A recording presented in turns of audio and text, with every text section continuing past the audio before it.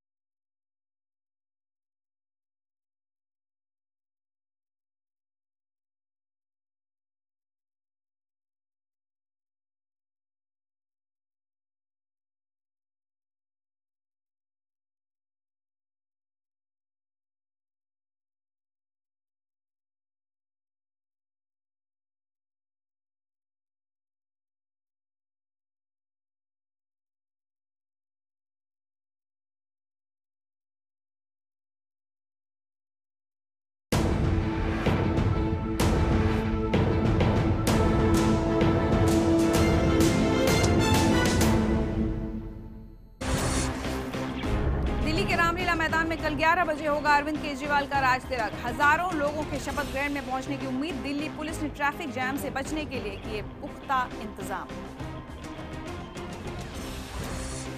दिल्ली में शपथ ग्रहण से पहले तय हुए मंत्रियों के विभाग। सिसोदिया संभालेंगे शहरी विकास, पीडब्ल्यूडी और शिक्षा, तो गोपाल राय को ट्रांसपोर्ट की जिम्मेदारी। वित्त और विद्युत पर केजरीवाल खुद रखेंगे नजर।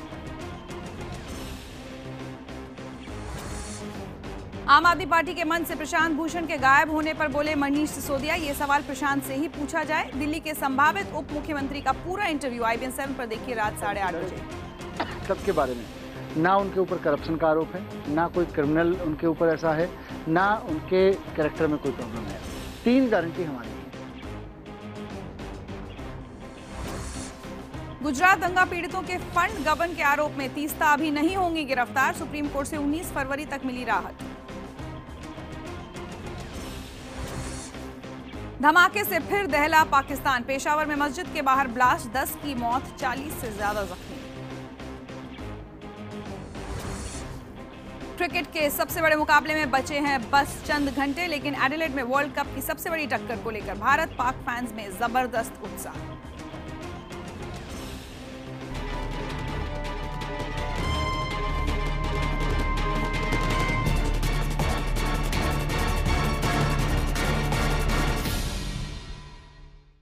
नमस्कार, मैं हूं ऋचा अनुरुद्ध। स्पेशल रिपोर्ट में आपका स्वागत है। लंबे अरसे तक विवादों में फंसने और सेंसर बोर्ड में हड़कंप मचाने के बाद आखिरकार डेरा सच्चा सौदा के बाबा राम रहीम की film MSG the messenger release हो गई। सिख संगठन और कई सियासी दल फिल्म का विरोध कर रहे हैं, लिहाजा पंजाब में फिल्म पर प्रतिबंध लगा दिया गया है, तो हरियाणा में थिएटर्स के आसपास एहतियातन धारा 144 लागू कर दी गई है। जहां जहां फिल्म रिलीज हुई है वहां सुरक्षा बढ़ा दी गई है, लेकिन बाबा राम रहीम के समर्थकों पर इसका कोई असर नहीं पड़ा है। अपने गुरु के हर रंग, हर लीला पर झूमने वाले भक्त फिल्म को हिट बनाने के लिए तैयार हैं। उनके लिए उनके गुरु बाबा गुरमीत राम रहीम हैं डेरा के हीरो।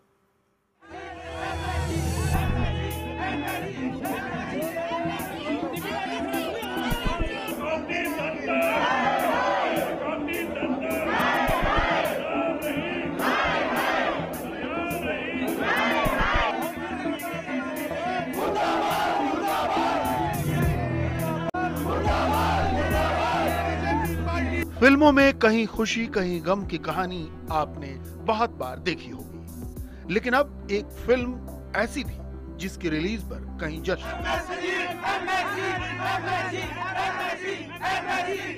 कहीं प्रदर्शन की कहानी सामने आ रही है।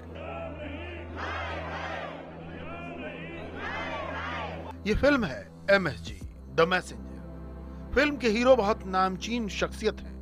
वो बाबा से हीरो बने हैं। वो जितने नाम वाले हैं उतने उनके नाम पर विवाद भी हैं। ये हैं बाबा राम रहीम, हरियाणा के धार्मिक संप्रदाय डेरा सच्चा सौदा के गुरु।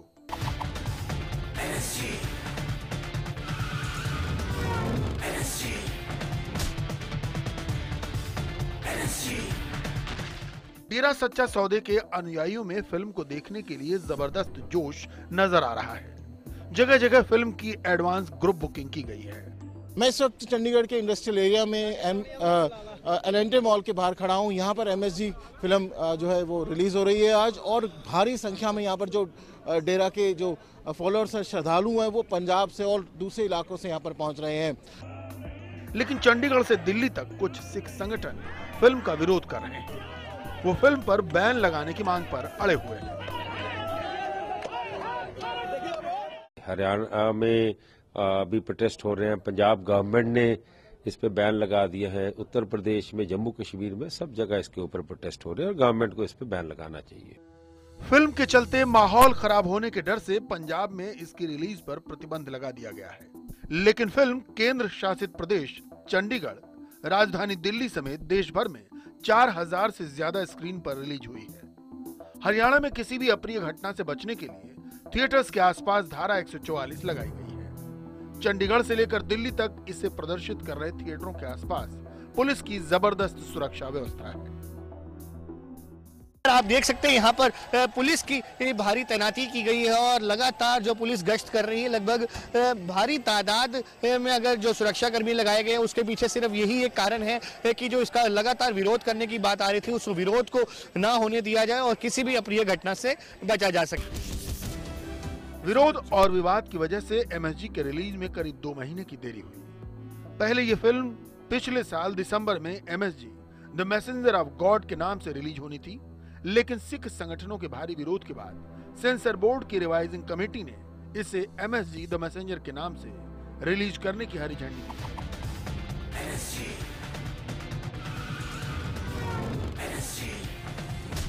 हमने ये सोचा था कि समाज का भला करना है, क्योंकि वहाँ सभी धर्मों का सत्कार किया जाता है। सभी धर्मों के लोग आते हैं। नशा खास करके जो ड्रग लेते हैं यूथ, हम ड्रग छुड़वाते हैं। बीमारी है तो ये बोलते हैं कि ट्रीटमेंट लो और साथ में अपने अपने धर्म के अकॉर्डिंग मालिक को याद करो, जिससे बिल पावर आएगा, दवाई से आप ठीक होंगे। खुद को संत कहने वाले डेरा सच्चा सौदा के गुरु बाबा गुरमीत राम रहीम के कई रूप दुनिया के सामने आ चुके हैं। रॉक स्टार, क्रिकेटर, स्पोर्ट्समैन, निशानेबाज, बाइक राइडर, आविष्कारक, कवि, लेखक और गायक। बाबा के अनेकों अनेक अवतारों में सबसे नया अवतार अब आ गया है सामने।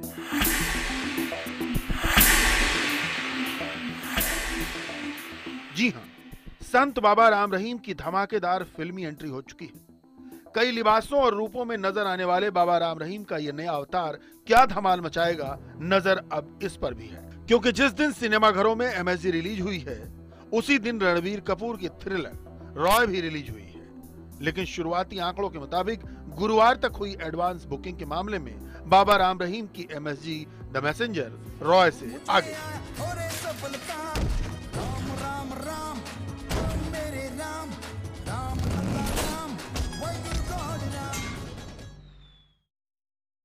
अखबारों और फिल्म पत्रिकाओं में गुरमीत राम रहीम की फिल्म की मिली जुली समीक्षा सामने आई है। किसी ने फिल्म को लचर बताया है तो किसी ने उसे सामाजिक संदेश देने वाली बेहतरीन कोशिश करार दिया है। बाबा राम रहीम की एक्टिंग पर भी समीक्षकों ने मिली जुली टिप्पणी की है। जिस फिल्म को ऐसे रिव्यू मिल रहे हैं, सवाल यह है कि उसका इतना विरोध क्यों हुआ। आइए देखते हैं। कोई हमें संत कहता है, कोई कहता है फरिश्ता, कोई कहता है गुरु, तो कोई कहता है भगवान। लेकिन हम तो हैं सिर्फ एक इंसान। बाबा राम रहीम की फिल्म थिएटरों में लग गई है, लेकिन इसका जबरदस्त विरोध भी हो रहा है। चंडीगढ़ और देश की राजधानी दिल्ली में ही नहीं बल्कि हरियाणा के सिरसा में भी फिल्म का विरोध करने वाले कम नहीं।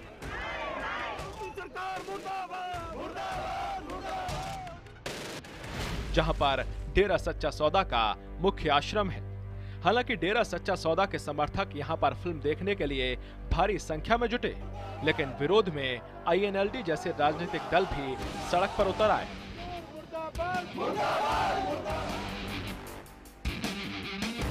फिल्म का विरोध क्यों हो रहा है ये समझना मुश्किल नहीं। विरोधियों की दलील है कि फिल्म में डेरा सच्चा सौदा के गुरु खुद को भगवान और उसके दूत की तरह पेश कर रहे हैं।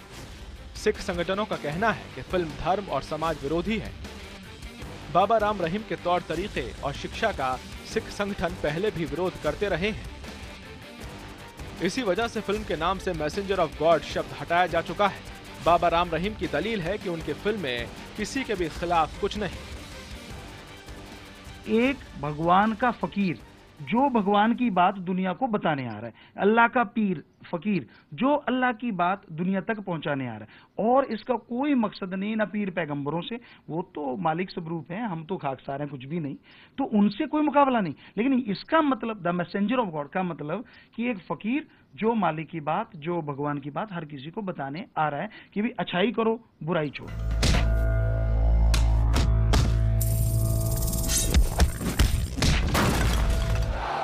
डेरा सच्चा सौदा का दावा है कि फिल्म में नशे पर सामाजिक संदेश है। फिल्म से होने वाली कमाई को थैलेसीमिया के मरीजों के इलाज के लिए दान दिया जाएगा। लेकिन सवाल ये भी उठ रहे हैं कि non profit social welfare and spiritual organisation होने का दावा करने वाली संस्था के पास फिल्म में लगाने के लिए करोड़ों की दौलत कहां से आई।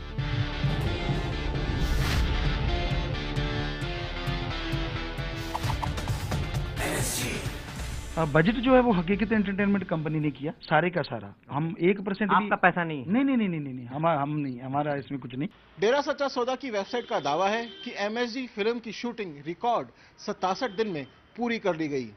शूटिंग का ज्यादातर हिस्सा सिरसा में फिल्माया गया, लेकिन ताजा ट्रेंड को देखते हुए विदेशों में भी कई सीन फिल्माए गए हैं। हम ऐसे बाप हैं जो दुश्मनों के लिए अकेले ही काफी हैं। हालांकि फिल्म के डायरेक्शन में सहयोगी के तौर पर टीवी सीरियल क्योंकि सास भी कभी बहू थी के एपिसोड डायरेक्ट करने वाले जीतू अरोड़ा का भी नाम है। लेकिन फिल्म में हर तरफ बाबा राम रहीम ही नजर आते हैं। बाबा ने फिल्म के 7 गीतों को लिखा है, उनका संगीत दिया है, कोरियोग्राफर भी वही है। वैसे सच तो यह है कि रणबीर कपूर, आमिर खान और सलमान खान जैसे अभिनेता जिस तरह का जोखिम नहीं उठा पाते हैं, वैसा जोखिम खुद बाबा गुरमीत राम रहीम ने MSG फिल्म पर उठाया है। उन्होंने ये पूरी फिल्म खुद अपने कंधों पर तैयार की है।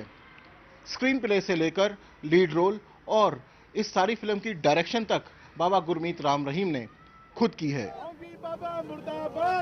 वैसे दिल्ली, पंजाब और हरियाणा में फिल्म को लेकर चाहे जितना बवाल मचा हो, लेकिन हकीकत ये भी है कि मुंबई में एक थिएटर के मॉर्निंग शो में फिल्म को सिर्फ 6 दर्शक मिले। ट्रेलर में लोकेशन एक्शन देखकर कहा जा सकता है कि फिल्म का बजट करोड़ों में होगा, लिहाजा फिल्म लागत वसूल कर पाएगी या नहीं, ये बड़ा सवाल है। हम ऐसे बाप हैं जो दुश्मनों के लिए अकेले ही काफी हैं। सुर्खियों में रहना बाबा गुरमीत राम रहीम की आदत है। कभी डेरे के धार्मिक और सामाजिक कल्याण के कामकाज की वजह से वो सुर्खियों में रहते हैं, तो कभी रॉक स्टार, खिलाड़ी, बाइकर जैसे अपने अलग अलग अंदाज की वजह से। अब वो अपनी MSG सीरीज की अगली फिल्म को लेकर भी सुर्खियों में है, जो 80% बनकर तैयार हो गई है। सुर्खियों के इसी सिलसिले के बीच आइए जानते हैं कौन है बाबा राम रहीम और वो कैसे बन गए डेरा प्रमुख। जिएंगे मरेंगे मर मिटेंगे देश के लिए, जिएंगे मरेंगे मर मिटेंगे देश के लिए, बूंद बूंद खून हमारे देश के लिए, जिएंगे मरेंगे मर मिटेंगे देश के लिए।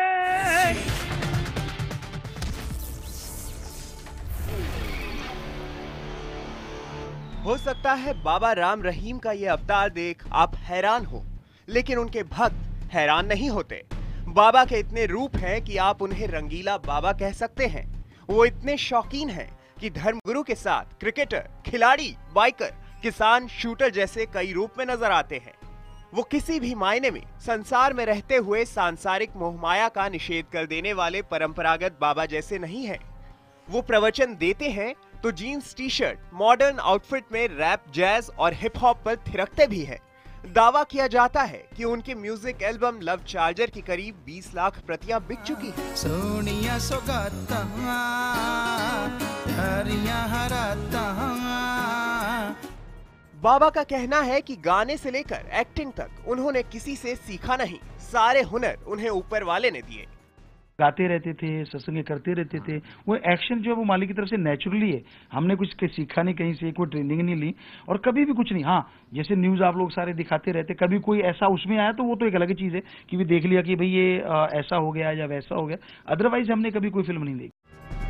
कमाल ये है कि जीवन में सिर्फ एक फिल्म देखने का दावा करने वाले बाबा की एमएसजी द मैसेंजर अभी रिलीज ही हुई है, लेकिन सीक्वल की तैयारी भी पूरी है। बाबा राम रहीम का दावा है कि एमएसजी का सीक्वल उनके अतीत के सच्चे तजुर्बे पर होगा। हम आदिवासी एरिया में रहे थे 1.5 साल, तो वहाँ नग्न लोग थे, महुए की शराब पीते थे और पशुओं को फाड़ के कच्चा मांस खा जाते थे। बहुत ही बुराइयां थी उन लोगों में। बच्चे, छोटे बच्चों की शादी हो जाती थी, उनसे काम लिया जाता था, भूतों प्रेतों का बहुत बोलबाला रहता था। तो उन पे एक हम फिल्म लेके आ रहे हैं। तो अब आप एमएसजी के सीक्वल में बाबा का अतीत देखने के लिए तैयार हो जाइए। वैसे बाबा और उनके संप्रदाय के बारे में जो जानकारी है उसके मुताबिक 1990 में बाबा गुरमीत राम रहीम सिंह इंसा डेरा सच्चा सौदा के तीसरे गुरु बने थे। इस आध्यात्मिक संगठन की स्थापना शाह मस्ताना जी महाराज ने 1948 में सिरसा में की। डेरा सच्चा सौदा के दूसरे गुरु शाह सतनाम सिंह जी महाराज थे। उन्होंने ही बाबा राम रहीम को गद्दी सौंपी थी। कहते हैं कि बाबा राम रहीम बचपन में ही अपने गुरु के संपर्क में आ गए थे। उनका जन्म राजस्थान के श्री गंगानगर जिले में हुआ था। हम 5 साल के थे जब गुरुजी, हमारे जो शास्त्रनाम जी महाराज थे, उनके चरणों में आ गए थे। तो उन्होंने मालिक से भक्ति से हमें जोड़ा। तो हमारी पहली रुचि यही थी कि मालिक की भक्ति करना, इबादत करना। खेतों में चले जाते, वहां बैठते, मालिक से बस बात करने की, ये सोचते रहते कि उसकी इबादत करें, उसकी याद में बैठें और उसकी रियायत जो है, उसकी खुशी में खुश हो जाएं, दुखी है तो उसके दुख को दूर करने की कोशिश करें। ये इंसानियत है। तो इसी में लगे रहते थे। गुरमीत राम रहीम ने डेरा सच्चा सौदा को अमेरिका, कनाडा, इंग्लैंड, ऑस्ट्रेलिया से लेकर यूएई तक फैला दिया। दुनिया में इसके 46 आश्रम हैं। डेरे का दावा है कि उसके 5 करोड़ भक्त हैं। हरियाणा के सिरसा में इसका मुख्य आश्रम कई किलोमीटर में फैला है। खबरों के मुताबिक डेरे की कुल जायदाद 200 करोड़ से ऊपर है। इसका रखरखाव एक ट्रस्ट के जरिए किया जाता है। Bureau report, IBN 7।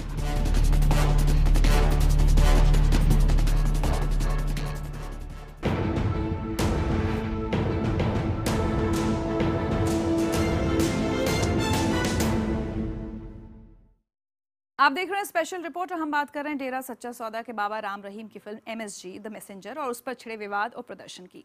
विरोधियों की दलील है कि बाबा राम रहीम इस फिल्म के जरिए अपने ऊपर लगे संगीन आपराधिक इल्जामों के दाग धोने की कोशिश कर रहे हैं। बाबा के ऊपर लगे इन आरोपों को लेकर पहले भी विवाद होते रहे हैं। यही नहीं, कुछ संगीन मामले ऐसे हैं जिनमें बाबा के खिलाफ CBI जांच और विशेष CBI कोर्ट में केस तक चल रहे हैं।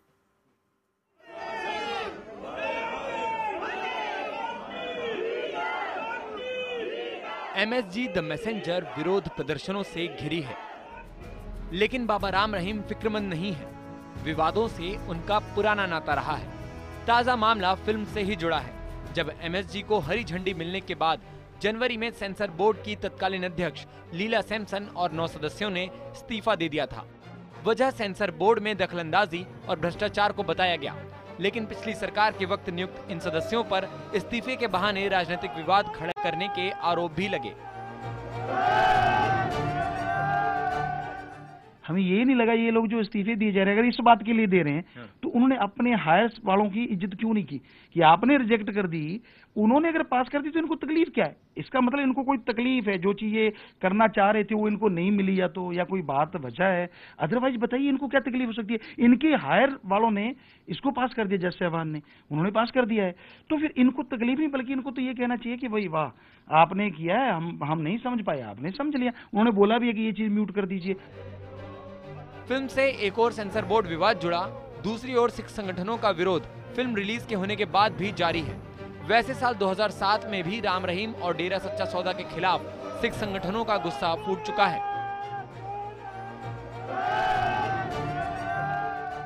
2007 में बाबा गुरमीत राम रहीम उस वक्त विवादों में आए थे जब उन्हें सिखों के 10वें गुरु गोविंद सिंह जी की पोशाक पहने दिखाया गया था। लेकिन इसके बाद गुरमीत राम रहीम ने ये सफाई दी कि उन्होंने किसी की भी पोशाक नहीं पहनी है, बल्कि कुछ लोग जानबूझकर उन्हें विवादों में घसीट रहे हैं। उन्होंने ये भी कहा कि वो हर धर्म और आस्था का पूरा सम्मान करते हैं और वो हरगिज किसी की धार्मिक भावनाएं दुखाना नहीं चाहते हैं। 14 साल पहले बाबा राम रहीम के डेरे की एक साध्वी ने आश्रम में यौन शोषण का आरोप लगाया था। साध्वी ने प्रधानमंत्री कार्यालय को चिट्ठी लिखकर बाबा राम रहीम की शिकायत की थी। इस मामले में पंजाब हरियाणा हाईकोर्ट में याचिका भी दी गई थी। हाईकोर्ट के आदेश पर ही साल 2001 में आरोपों की जांच सीबीआई को सौंप दी गई। साध्वी बलात्कार केस में सीबीआई ने 28 लोगों की गवाही ली। 2007 में सीबीआई ने हाईकोर्ट में हत्या और बलात्कार के मामलों में अपनी रिपोर्ट पेश की। सीबीआई ने अपनी चार्जशीट में बाबा राम रहीम पर साध्वियों से बलात्कार का आरोप लगाया। सीबीआई ने कहा कि बाबा ने साध्वियों को डराया धमकाया भी था। अगले साल यानी साल 2008 में सीबीआई की विशेष अदालत में आईपीसी की धारा 376 और 506 के तहत बाबा राम रहीम के खिलाफ आरोप तय कर दिए गए। इस मामले को अखबार में छापने वाले पत्रकार रामचंद्र छत्रपति और डेरा के पूर्व मैनेजर रणजीत सिंह की हत्या का मामला भी उनके खिलाफ है। इन मामलों में 6 दिसंबर 2014 को गुरमीत राम रहीम पंचकुला की विशेष सीबीआई अदालत में वीडियो कॉन्फ्रेंसिंग के जरिए पेश भी हुए थे। डेरे में 400 साधुओं को नपुंसक बनाने के आरोप में पंजाब और हरियाणा हाईकोर्ट के आदेश पर जनवरी में बाबा के खिलाफ दिल्ली में मामला भी दर्ज हुआ। इसकी जांच भी सीबीआई करेगी।